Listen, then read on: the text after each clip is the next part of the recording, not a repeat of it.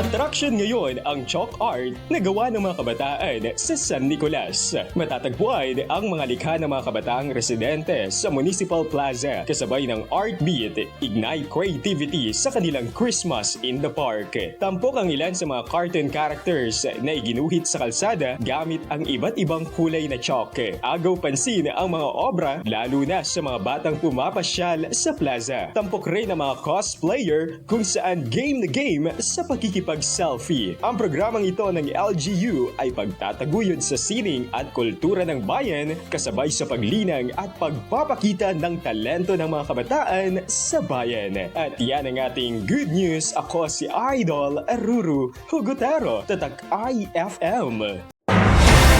IFM News. IFM News. IFM News.